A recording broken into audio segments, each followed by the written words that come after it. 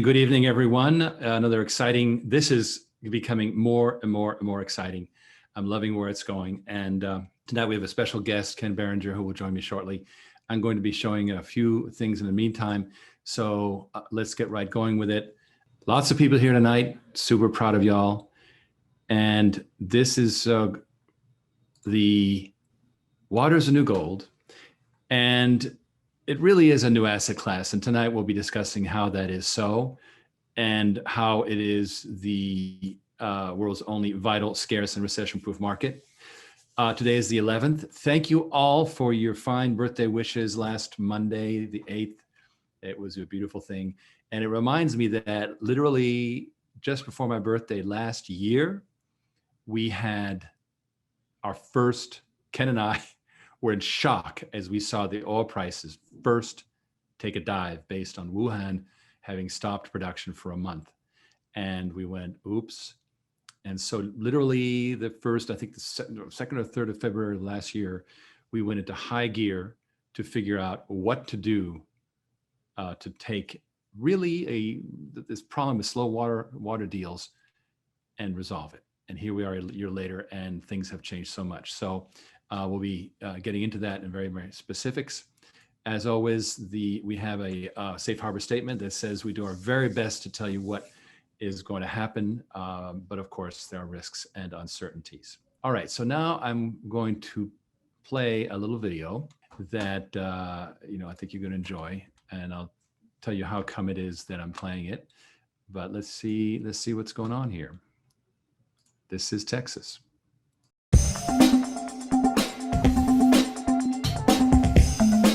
All right, so here's our cutting area. We cut all our piping to length. That's going to be needed on all the skids. And then it's, of course, adjacent to the welding area, so he doesn't have to carry it a long distance. So we get our drawings, we cut, we fab. From the fab area, we'll take out to the skids. So after that pipe is cut, other components are added to the skids. What you're starting to see around here is partially finished and finished products of what happens in the process. So what we got going on right now, the big unit is it's a twin 125 gallon per minute RO system.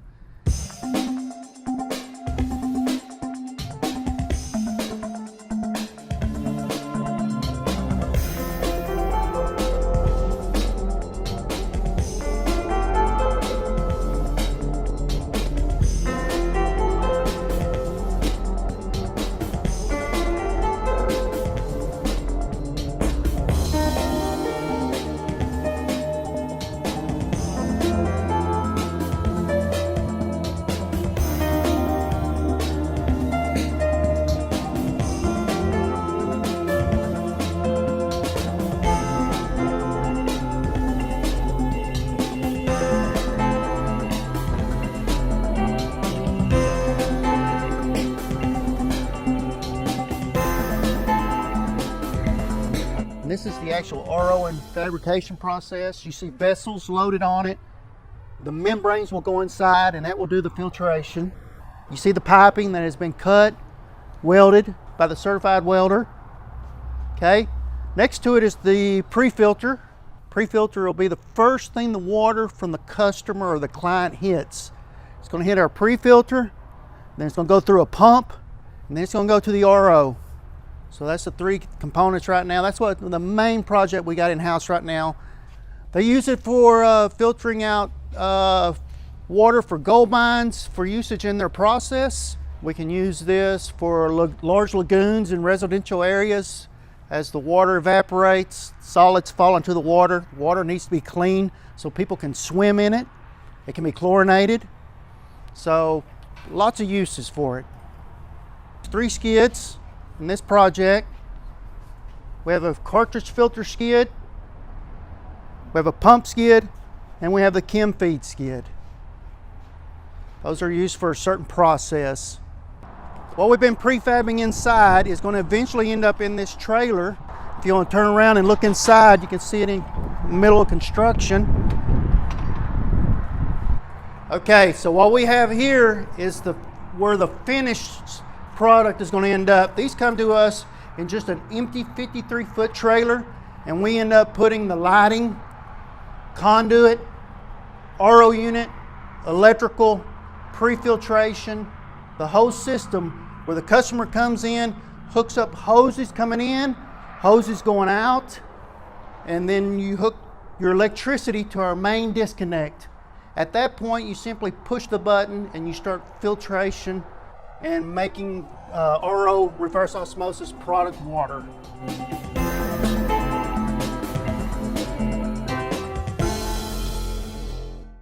Wow, that was a very good little snapshot, sort of video logger style of progressive water treatment. Now, why do I play it? Because a gentleman was there yesterday in Texas. He's Argentinian, but he and his partners have property in Point St. Lucie, which is the north end of the whole Miami West Palm corridor. And he signed a non-binding memorandum of understanding, as we call it, or basically an intent to invest in this fund. And now he wanted to see, wanted to touch and see and touch. And then this morning, Tom Archicello and I, Tom is our chief operating officer, we spent several hours with him in person. Whoa, getting to know each other, answer questions, as opposed to doing it all on Zoom. So that was very, very productive, and things are going along nicely. So I'm going to bring up another interesting topic before I get to the main story of the day. A lot of you have heard about this hack that took place. It was a Florida water system hack, and Krebs on Security. And some of you may know that I came out of security software. The last company that I took onto the NASDAQ or prepared for the NASDAQ was a security company. I was the number 2. And Krebs on Security is a major newsletter in the space, and this got all the way there. So, what's this all about? I wanted to show you a little bit of the story here, and here it is, Krebs on Security. What Krebs liked about this was that the county sheriff did a very good conference and was very open. This is Oldsmar, which is not far from Tampa, in the north side of the bay. There was a hack. Now, the hack was stopped, and the supervisor was watching the screen. So a human being stopped this hack. Now, this is the weakness of centralized systems, right? Because, look, it's impossible to make a perfect system. Something will always be hacked. And so the more you centralize, back in the 50s, we thought centralizing everything was wonderful. Look, make it all central, big central mainframes, big central train systems, everything. Now everything's decentralized. Well, this is a really good reason for water to be decentralized. And and this is one of the reasons that there are 54,000 drinking water systems, many of them very small. Only 15% of them handle 80% of the people. So there's a lot of very small ones out there, and they're underfunded. There's that story about Compton. Compton ended up with brown water because a very small drinking water system that served the city of Compton was underfunded and ended up, failing. And Compton, I think to this day, has a lot of people have brown water there. Not unhealthy, but it certainly is not a situation they like very much. That is a very interesting story because it says we need to have more stuff happening at the edge. So if somebody hacks into, a trailer park lagoon water treatment system, whoop, whoop, it's not going to do a big deal. It's very different from the hacking into a municipal system. So I think that's the point I'm trying to make here. And it certainly made the news. I think we're going to see a lot more water stories make the news as we go forward. Now, earlier today, I talked about the real estate to water tsunami. And today I've got Ken Berenger, my co-strategist, joining me. And Ken, why don't you say hi to the people? Hi, people. How is everybody? So Ken, welcome aboard. And the reason you're here really is because you are at the front line getting a huge amount of traffic on this. And what I'm going to do is I'm going to do a little recap of the business model for everyone. And then we're going to talk about what you're running into and what we're doing about it. Speeding up water deals. This is a slideshow some of you have seen before. It's worth redoing. How funding is the key. The problem is slow water deals. Why? Capital cycle. CapEx requires major approvals. Because it's a big investment, people tend to go, like they used to say in the 80s, you can't get fired if you take IBM. Well, that changed, but back then that was it was very hard for anybody else to get in. For example, even in antivirus right now, we have a problem with Norton being the king, right? And it's very hard to get in. The other thing is that customers are not in the water business themselves. So you're a brewery, you're a trailer park, you're whatever, you're not in the water business. Why are you paying for it? And you may not have the money. Here's the other big thing for us that we've seen is that it takes months and months, sometimes years to do a deal. And this kills profitability. And at the last minute, some big company will come swooping in, offer 5% less, grab the deal that you have spent months on. So what's the solution? It is to offer pre-funded systems and also systems that can't be stolen, but I'll show you that too. All right, so we're talking about water purchase agreements. That is a commitment that is just like if you're paying the city, you're paying a water company. It's on the it's like paying rent, like rent and utilities, right? It even gets paid for by the PPP program. You can even get it, it's that routine. And levels the playing field. There's no, why would anybody worry about a machine that's delivered for free, right? Now, here's the big, edge that we've got is we invested since 2018. June 2018, we brought in modular water systems, and these systems are roll in, roll out. Well, then all of a sudden you can rent systems. They're not in the ground. You can take them away. It means you don't need a 15-year commitment. You can make it much shorter. And it's a major barrier to entry because other people, they have big old concrete systems that go into the ground, et cetera. So having a mobile system is key.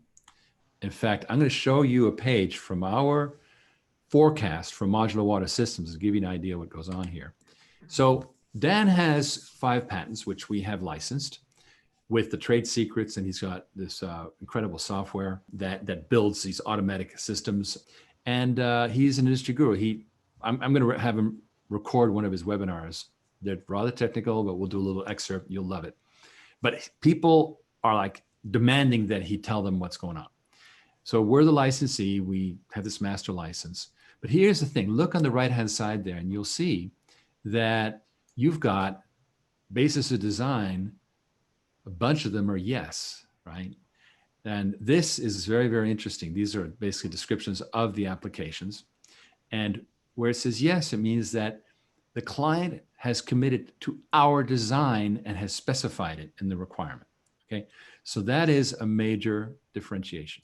Okay, now if we take a look at how this WPA works, well then of course, just like a solar deal, bang, they sign the water purchase agreement, just like a power purchase agreement in the solar.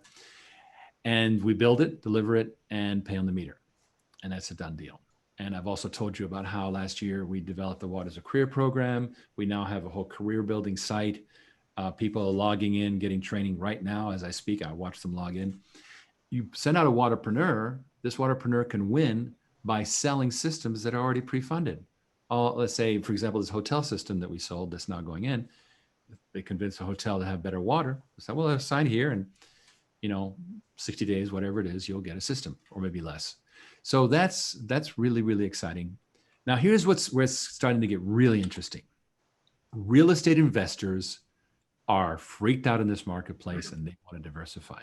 Tell me what you're running into. So, the old saying, be careful what you wish for. I made a very, it was a very innocent inquiry of a couple of folks that I know that are, in the commercial real estate business. And the inquiry was, hey, do you know anybody in the transaction side of the business that is, kind of contending with or fielding a lot of calls and activity on folks that are getting a little skittish, getting a little nervous? And I don't mean, what I really mean is folks that are working twice as hard to make half as much, right? In collecting rents and with tenants moving out in office buildings. And, he kind of chuckled. I spoke to 2 folks, and, the first guy just kind of chuckled. He said, well, you just described everybody. I said, okay, let me give you kind of an overview of what I'm looking at. And I got lit up. I got a phone call. I told you, Riggs, I got a call at 11:45. I'm falling asleep. I got Will on the phone. Hey, Will, Ken, can you talk to Chris? Yeah, I guess I can talk to Chris. And literally, conversation went through past midnight. He hit me up first thing in the morning. He's having a meeting with us next week. And in that time frame, that same fella sent two other transaction end of the business. These are these folks were commercial mortgage lenders. He was a mortgage broker. And then a second fella I had sent me two. So I literally spent the entire day kind of explaining how we could take these folks that are in kind of a tough spot, a little bit of, they see a little smoke on the horizon, and we could essentially help. The way I shortened it, because without getting into the nitty gritty, is we can help your clients diversify into a far superior asset, and there's a very strong potential for a huge tax benefit here. And I said, so what's the downside? I said, nothing that we've seen so far. So my whole calendar next week is lit up with speaking with these folks, and it's going to become a very pleasant problem of just literally singling out those perfect properties for us. Right. So obviously, we're not talking here about bringing in. We don't want a lot of crash truck, Right. crash Right. Nothing radioactive. Right. So, but we want people who have good properties, but they would like to diversify. Maybe you used to be okay to do nothing but real estate. Well, in the current marketplace, it's not brilliant. You should at least have some Bitcoin, right? But not going to get into that. I bought some. Okay. All right. But what's great is that when you do the pro forma on this, and I'll go through it, it's got some great returns, and it's got some very good protections. We'll talk about that. All right. So as I mentioned, we have this $3 million now in place for preliminary commitments, $2 million from the people we were speaking to the last couple of days, and then one from one of your people that you were talking to, Ken, and then more in the offing. Now, currently, Progressive Water Treatment only builds a unit, sells it, and moves on. Well, now, because it's a service contract, we're going to be operating the system for the investor. We're going to be providing the service contract, and Origin Clear gets management fees on the fund. And this is very, very powerful. And I need to mention that we're getting a tremendous amount of help from Ivan Ance and Artie Marin. Ivan and his wife, Bella, decided to invest themselves personally, and that was part of the show last week. And their rule of thumb is that $100,000 invested purifies 1 million liters per month. So this is very, very powerful. I call it a concept right now because we haven't yet implemented, so I don't call anything real that I haven't implemented. But, in fact, what I should do is actually share the screen so you can see what the heck I'm showing you. Here it is. We have this great team. Now, what I wanted to do was go over to the spreadsheet and just show you a little bit about what this. At the core of all this is what we call the rental investment structure. If we imagine that a machine is being rented out to an investor is going in on financing equipment, which is not what's happening currently. This is a future model. We're doing this for ourselves. We're being the company store. So we're being the quote unquote investor, right? But you can see that all these things are built out where there's a rental, there's a piece for the investor, percentage for the operator, which is again, Progressive Water. There is a percentage for service, for downtime, et cetera. And at the end of the day, you end up with a very nice internal rate of return, 17% over 5 years. If you factor in taxation, is 34%, but that's not the case here since we're doing our own fund. Now, what does that look like when we turn it into a fund? Now, let's say we got $10 million. We got various expenses. We put units into operation, and we get out to month 13. And this imagines that we've done 74 systems in a year, which is probably ridiculous, but it's basically my way of saying, look, we're going to spend the money as fast as we can, and then basically collect rents. So we start generating positive rents in month 13, 25% to the investors, and that goes on for quite a while. We get out 5 years out, we've paid out $3 million in net profits on $18 million in rents, and everybody's a happy camper. I do believe, by the way, these expenses can be dramatically reduced. That we've been very conservative about expenses, management fees and so forth, but it works. We've blown it out to 25 years. So this one fund, which just operated actively for 1 year, now has generated $100 million in rents over 25 years. And $8 million in net profits. Okay, now how does this pencil out for the investor? Well, the investor, $1 million plus, goes in on a subsidiary of the company that we're creating right now. 2 days ago, I met with, actually it was yesterday, I met with the lawyers at a long conference putting this together. We're creating a wholly owned subsidiary with firewalls for the investors so that their money is protected no matter what. Nobody can come in. And also there is a person, not me, making the payment decisions, so that an external person is named to actually do, so it's not an Origin Clear piggy bank. That's very, very important. There has to be a lot of confidence.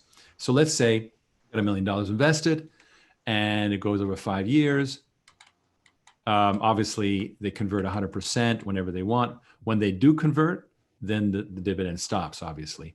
Also, the dividend stops when the net profits start. So we're not going to pay dividends and net profits both. And so, I'm not going to get into crazy out there stock prices. It's better to say, look, let's just assume that we're not going to have a $4 stock price, because there's things like as we grow, assuming our stock price grows, which I believe it will, that there will be recapitalizations and so forth. Exactly. Okay. But as you can see, the potential profit for the investor on $1 million is about triple his money, right? So he's quadrupled his money, actually, more than quadrupled, almost 5 times his money in 5 years. And even if you look at a much shorter timeline, let's say just 12 months, well, it's still $3.5 million. So the dividends is a very small piece of the picture, because there's also, and part of it is also that there is a warrant. A warrant is a right to buy stock at a discount to the market price. And this is a double warrant. And so that factors in nicely. So this is a very nice package. But remember that the investor's security is really that they have, that their investment is in a, you might call it a bank or a finance company that is walled off, that has its own protections. He's a senior secured creditor for his investment, his or her investment. And as equipment goes out, that person has a security agreement where they are able to file a lien should anything happen. So this is very, very important. Now, I'm not going to go into it on screen now, but at the bottom of the screen, you'll see Series R private, where there's a preferred Series R offering, which is much more aggressive than this in terms of upside, but it is not secured in the same way. So for example, an investor might want to invest, $800,000 here and $200,000 on the Series R and spice up their returns. And, there's some risk on the $200,000, but there's very good security protections on the $800,000. So very interesting ways to do it. Now, here's why this is important. When real estate investors try to get out of real estate, they have a problem. They have a tax problem. They are looking at the fact they can't do this rollover 1031 exchange anymore. So how do they get out? And this is why they stay in. Well, we can offer this tax formulas that allow us to essentially absorb their gains or defer them. There's a couple different ways to do it. I'm not going to get into the details of it because it's really a taxation thing, but we've worked it out. And so here's, I think, Ken, what you're running into is real estate investors going, wow, I can make Uncle Sam pay for my exit. I can get into a high performance new asset class. Right. And it's protected and it's got great yields and and it's fast growth and it's not hasn't crashed, not likely to crash like real estate, oil and gas, et cetera, because water, in fact, when things get worse, water gets more expensive. So it's actually a counter cyclic asset, right? It's against the economic cycle. It takes a minute, but then you can hear you can kind of hear it click when they finally understand, when they understand the paradigm that this is still an asset investment. It's just one that will get better as things get worse. Literally, correct. Right? Now, go, okay, Ken, what is coming up here is that I don't think we're talking about a $10 million fund. We're talking about a series of $10 million funds. Yeah, at least. Mm-hmm. And which is great because there's going to be we execute on this. Of course, our revenue explodes. We have great assets. We end up on the NASDAQ. All kinds of things happen. But also, each fund will be somewhat less generous. Yeah. Right? We won't quite, maybe the dividends aren't quite as much, whatever. so the things that it will become more and more a routine. We're going to reward people for being pioneers and jumping in first. Well, So it's like the Airbnb early round, right? If you look at the returns on the round one and round two, they were phenomenal. The ones just prior to the IPO were, maybe 3 to 1. oh yeah, the whole Airbnb model was a beautiful thing, and of course that's where we're going to go when we eventually go to do. In fact, I'm going to pull this up on screen right now. I think the early investors were 50,000% return, and the most recent ones were 9%. So that's not that great, Well, here's like people like Ashton Kutcher invested in November Right. 2010, a Series A, and they got 10% of the company for $7 million. Right. And they had a total return on investment of 157,000%. Oh my God. And, factually, because of the very high valuation post IPO, even the debt rounds that were done, or the Series F, for example, well, it still got 255% total return on investment. So they tripled their money. The point I'm making is that if you can make these things work, it's a beautiful thing. Now, Airbnb, that's the model we want to do down the road. In other words, what we're doing is we're practicing with our own fund. We believe that the home run is to set up a marketplace so that people can go directly from investor to water company. And we open it up to all investors and all water companies in the world. And I think that's my personal opinion, that is a $1 billion model. But it's not going to happen overnight. We want to spend time doing it for ourselves, learn the lessons, really understand, how strong of a model this is and so forth. So that kind of gives you guys a quick look. And, there is a plan for an asset-based uplist, which is what this is all about. And if you're interested in looking at this MOU and to see what you'd be getting into, please talk to Ken. Ken, your ears must be burning because you're the master. Anyway, there is a way for people My phone is pinging, actually. Nice. But anybody who wants to talk to Ken about this, or just plain old investing, if you want to do less than $1 million, is you just type oc.gold/Ken in your browser, grab a slot. His days are filling up massively. I wanted to also mention something very important, and that is that Ken and Devin are working on the Trusted Investor Conference. That's anybody who's invested more than once in one of our private placements. And why do we say that? Is because they invested once and they were brave enough to invest again. And anybody who's a trusted investor will tell you that we have bent over backwards so they could win, so they could be positioned for the exit of the company. People who have stayed with us have been taken care of in a very fair way. Most people who hear about what we do to keep our angels from being crammed are pretty amazed. Now, there's also, if you're one of our investors and you're worried about locking in your price, because we were locking people in on the downside, Right. price protection, but what about locking them on the upside, so they don't feel they have to convert fast as the stock price goes up? Because little birdie tells me, and I never check the stock price, that our stock price is doing pretty well. And I would have no idea why, because I'm only deals with fundamentals. You can tell when a CEO is lying when he claims that he has nothing to do with the stock price, right? But nonetheless, we do focus on the fundamentals. And Daryl tells us it's 9 cents a share. Well, thank you very much, sir. In fact, I'm looking at it closed at 9.25 per share. Volume was 500,000 shares, not bad. Now, is it Makoe Seawright? I hope I'm not misspelling it, Makoe. Makoe Seawright says, I'm thinking of Milwaukee, Wisconsin, and how it would work in that area of the world. Very interesting question. We're talking about really a product line. We have a product line. We've been playing with things like the pool preserver, but that was the test of water as a career.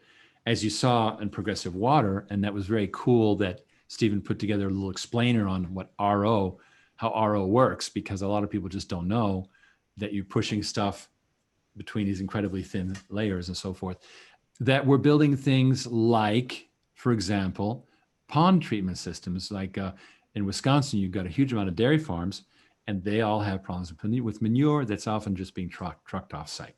So that is a perfect application of our technology. It's been really interesting. But what I think we've got here is a channel to raise a lot of money that is going to be used in a very direct way. And this morning, the investor was asking us, well, what do you know? I just visited your Texas operation. Nice guys, but they're going to get overwhelmed by all this business. And we told them, no worries. Origin Clear is at the top of the pyramid. And if Progressive Water can't handle it, we'll give it to other great companies we know, like AdEdge in Atlanta and so forth.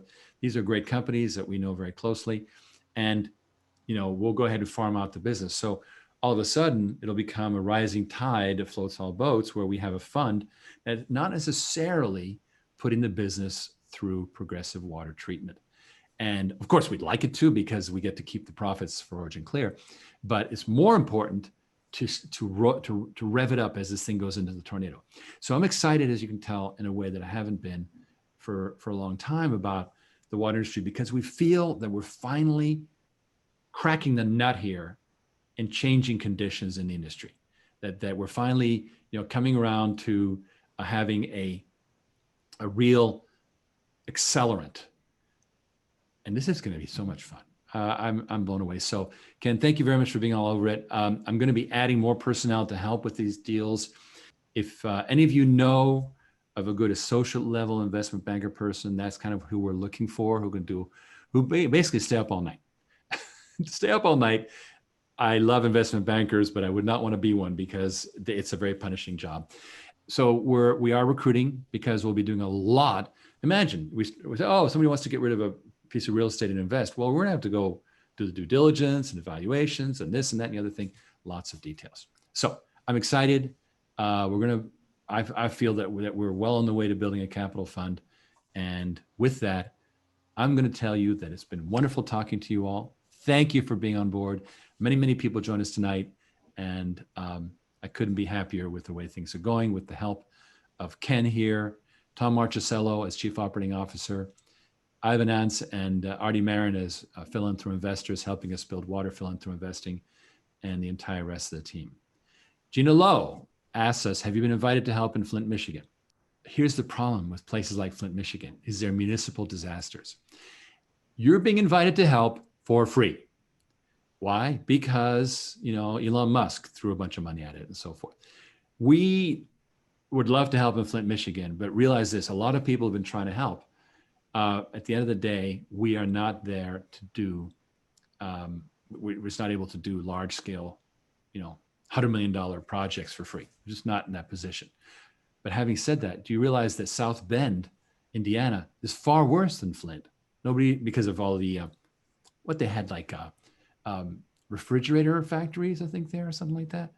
Tremendous amount of ground pollution there, much worse than Flint. Nobody's talking about it. So there's many, many, many bad sites.